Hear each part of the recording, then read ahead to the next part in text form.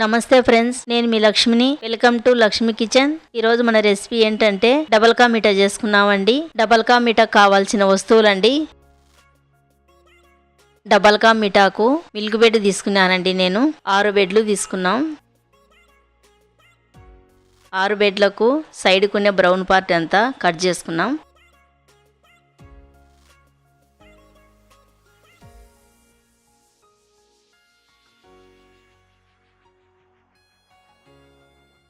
ఒక బెడ్ తీసుకొని 4 ముక్కల్లా కట్ చేసుకున్నామండి.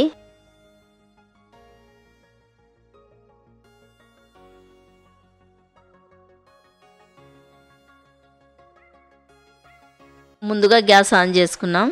బాండిల్ని పెట్టుకొని 2 స్పూన్ల నెయ్యి వేసుకున్నామండి. నెయ్యి వేడెక్కినాక కొన్ని బాదం పప్పులు, కొన్ని జీడిపప్పులు,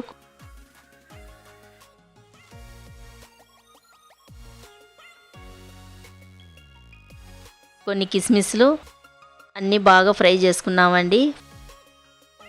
ఫ్రై అయినాక ఒక గిన్నెలోకి తీసుకున్నాం.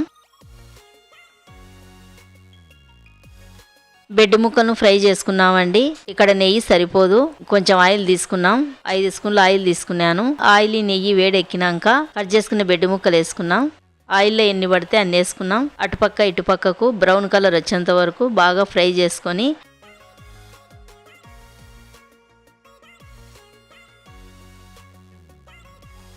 ఒక ప్లేట్లోకి తీసుకున్నామండి. మిగతా బెడ్ ముక్కలు కూడా అలాగనే ఫ్రై చేసుకొని అవి కూడా ఒక ప్లేట్లోకి తీసుకున్నాం. మళ్ళీ బాండీలు పెట్టుకుందాం. 1/2 కప్పు చక్కెర వేసుకుందాం. 1 కప్పు వాటర్ వేసుకున్నాం. చక్కెర కరిగి జిగురు పాకం వచ్చేంత వరకు కలుపుకుంటూనే ఉన్నామండి.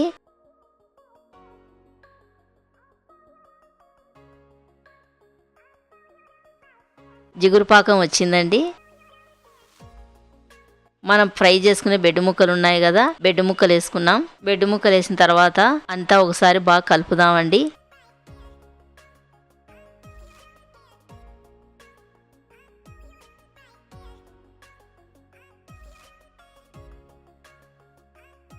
ఒక కప్పు పాలు వేడి చేసుకునే పాలు వేసుకున్నామండి. వేసుకున్న తర్వాత పాలు అంతా కలిసేటట్టుగా బెడ్లో బాగా కలుపుదాం.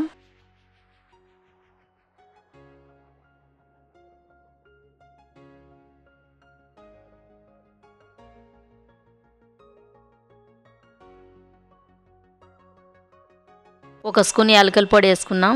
యాలకుల పొడి వేసుకుంటే ఈ డబల్ కా మీఠాలో మంచి టేస్ట్ వచ్చాదండి. ఫ్రై చేసుకునే జీడిపప్పులు, బాదం పప్పులు, కిస్మిస్లు వేసుకున్నాం. వేసుకున్న తర్వాత ఫ్రై చేసిన బాదం పప్పులు, కిస్మిస్లు, జీడిపప్పులు వేసుకున్నాం. వేసుకున్న తర్వాత అంతా ఒకసారి బాగా కలుపుదామండి.